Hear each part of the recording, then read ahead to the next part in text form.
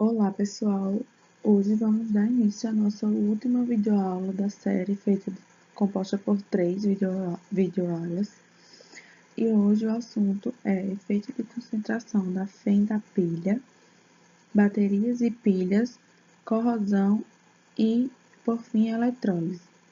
Eu sou a aluna Mariana Mendonça Soares, do curso de Biotecnologia da Universidade Federal da Paraíba, aluna do professor Dr. Luiz César Rodrigues. Vamos lá? O primeiro assunto que vamos abordar hoje é pilhas. O processo químico de troca de elétrons, conhecido como oxirredução, é responsável pelo funcionamento e propriedades das pilhas e baterias no nosso cotidiano. No dia a dia, usamos o termo pilha e bateria indistintamente. Pilha é um dispositivo constituído unicamente de 2 eletrodos e um eletrólito, arranjados de maneira a produzir energia elétrica. A função primária da pilha é converter energia química em energia elétrica por meio de uma reação espontânea de troca de elétrons entre duas espécies, que geralmente elas são metálicas. Forma-se um eletrodo no momento em que se tem um fragmento metálico imerso em uma solução de íons. No caso, pode-se denominar esse dispositivo de pilha galvânica, pilha elétrica ou simplesmente pilha.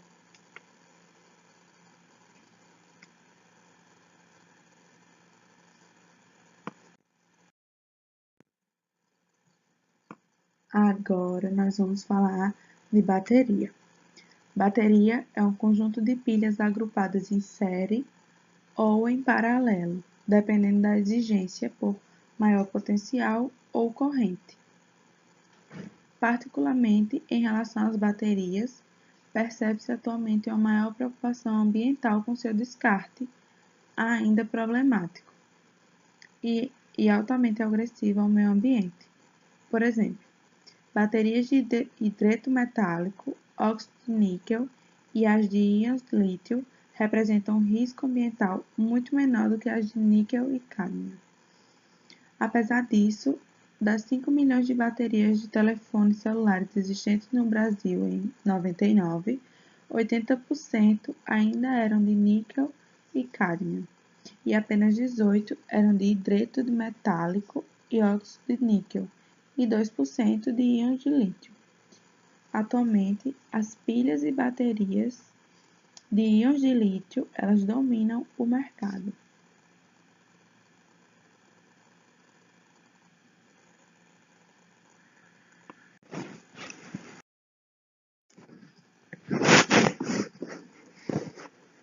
Desse modo, o processo eletrolítico envolvido em uma pilha ou em uma bateria é o mesmo, e trata de uma troca de elétrons entre duas espécies, um agente oxidante e um agente redutor. Por exemplo, no caso da pilha alcalina, tem-se uma barra de manganês metálico eletrolicamente puro imerso numa pasta de hidróxido de zinco. Delas são conhecidas os respectivos potenciais padrões de redução conforme essas equações,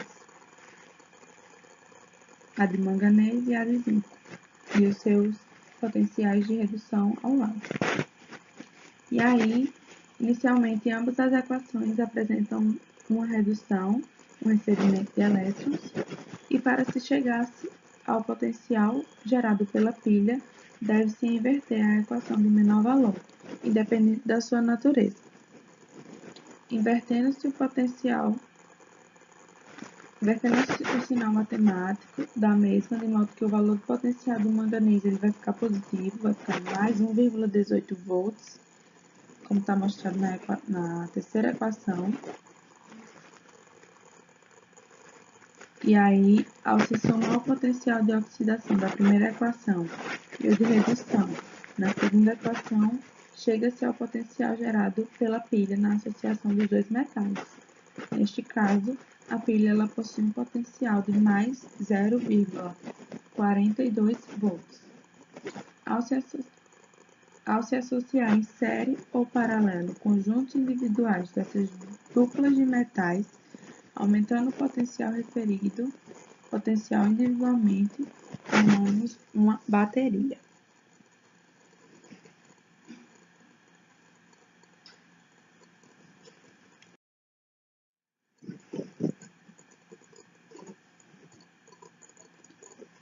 Agora vamos falar da classificação de geradores quanto ao seu tipo. Eles podem ser geradores eletrolíticos primários que podem ser recarregados, como por exemplo a pilha de zinco-carbono, a pilha alcalina, a pilha de mercúrio, a pilha de prata e a pilha de lítio. Como também temos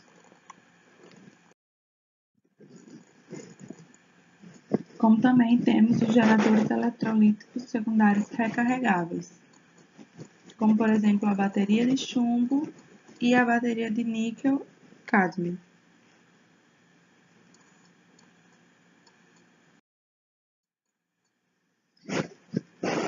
A corrosão dos metais.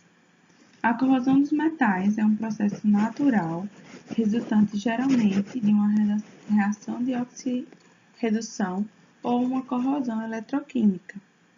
Nesse processo, os metais eles sofrem desgastes por causa de ações de agentes naturais, como por exemplo o gás oxigênio presente no ar. Um exemplo de corrosão que ocorre no dia a dia é o processo de enferrujamento da palha de aço utilizada para lavar utensílios na cozinha. É comum observarmos que ela passa a apresentar uma cor avermelhada e se desfaça após 1 ou 2 dias de uso, como é mostrado na figura. A primeira mostra uma palha de aço normal e a segunda já ela enferrujada devido aos agentes naturais que a atingem.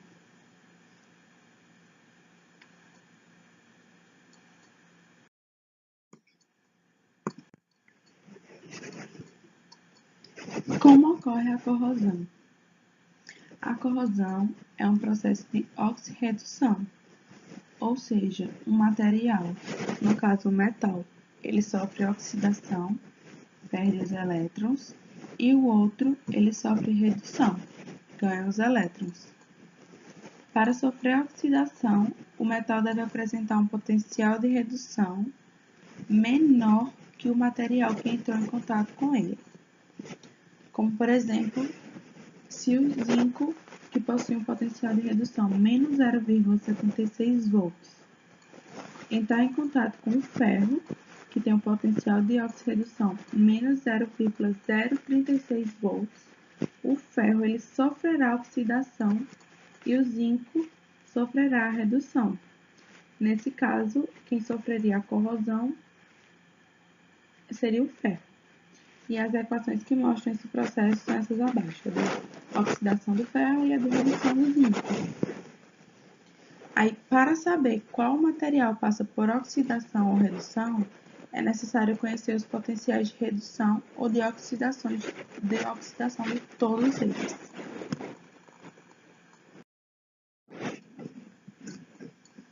Nesta tabela estão presentes os potenciais de redução apenas dos principais metais.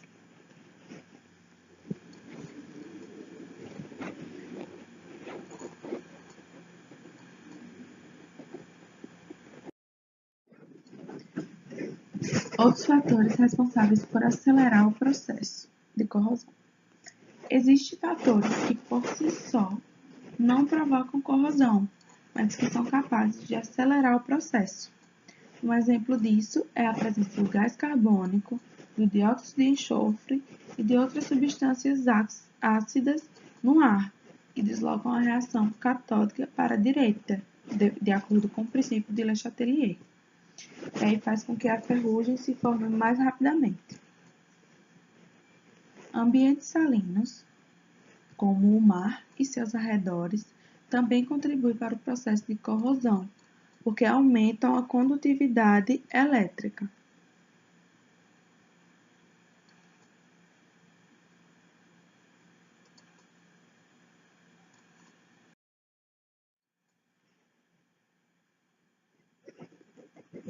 Assim como o ferro, muitos outros metais e ligas metálicas também sofrem corrosão, como ocorre com a prata, que escurece ao longo do tempo, e o cobre, que ganha um aspecto esverdeado com o passar dos anos. No caso da prata, como está sendo visto nessa figura, há a formação de uma película superficial de sulfeto de prata, provocada pela reação do metal com o ácido sulfídrico, daí a cor preta.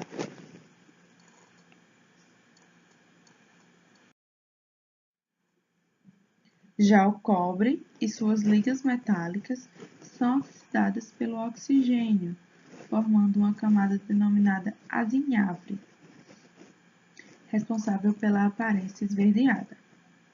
Ao contrário da maioria dos metais, os objetos de alumínio eles não enferrujam facilmente. O que ocorre, na verdade, é uma oxidação superficial do alumínio, produzindo uma fina película de óxido de alumínio, que se adere firmemente à superfície e evita que o processo de corrosão continue. Esse fenômeno recebe o nome de apassivação do alumínio.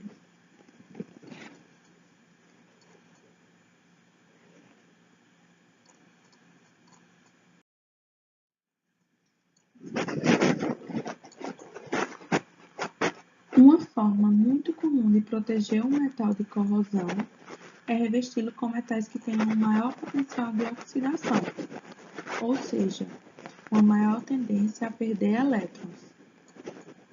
Assim, o metal de revestimento se oxida primeiro e retarda a oxidação do outro, sendo por isso chamado de metal de sacrifício, que é muito comum o seu uso em cascatas de navios. O magnésio é um exemplo de metal de sacrifício muito utilizado no recobrimento de tanques de aço, navios e oleodutos.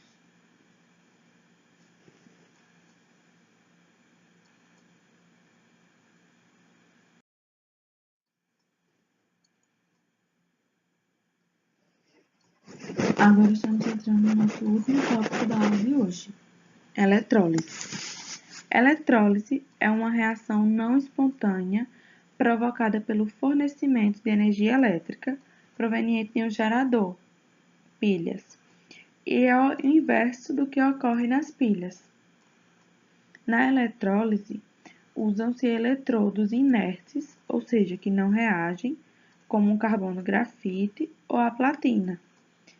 Para que a eletrólise ocorra, é necessário haver corrente elétrica contínua e voltagem suficiente para provocar a eletrólise e íons livres, por fusão ou dissolução. Existem dois tipos de eletrólise, a ígnea e a aquosa. Vamos falar um pouco mais sobre elas.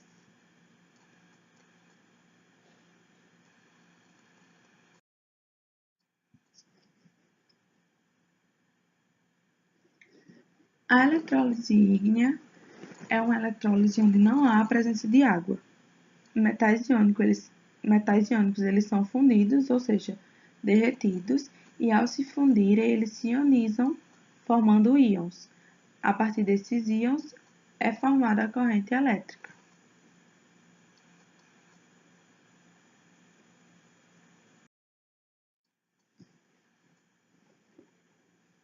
O outro tipo de eletrólise é a eletrólise aquosa, que é uma eletrólise onde há a dissociação de um composto iônico em solução aquosa e o eletrodo ele deve ser inerte.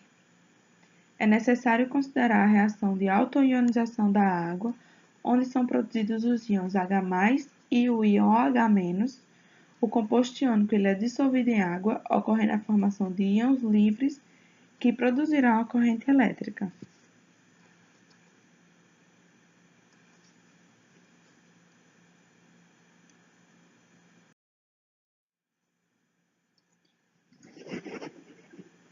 As leis da eletrólise.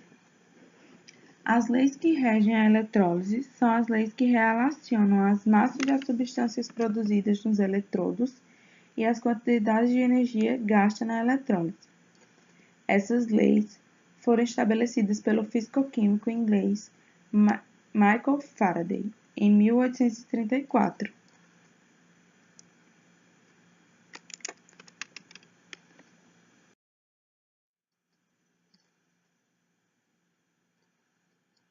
A primeira lei da eletrólise, ou a lei de Faraday, diz que a massa da substância eletrolizada em qualquer dos elementos é diretamente proporcional à quantidade de carga elétrica que atravessa a solução. Tendo essa fórmula aí, onde M é a massa da substância, K é a constante de proporcionalidade e Q é a carga elétrica em coulombs.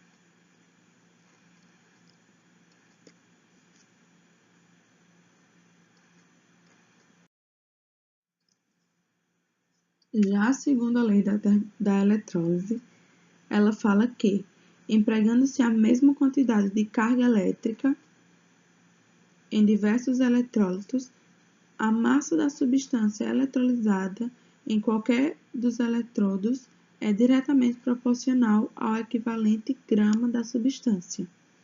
Tendo essa segunda forma, onde M é a massa da substância dada em gramas, o K é a constante de proporcionalidade e o E é o equivalente grama.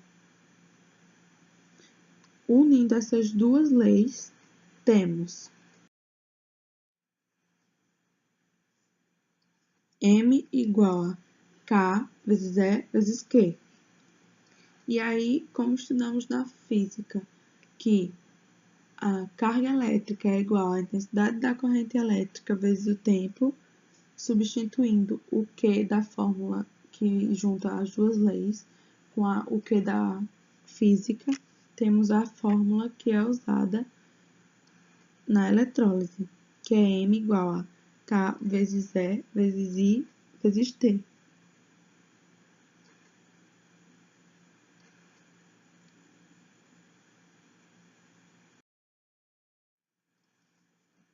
Obrigada por assistir essa videoaula. E é isso.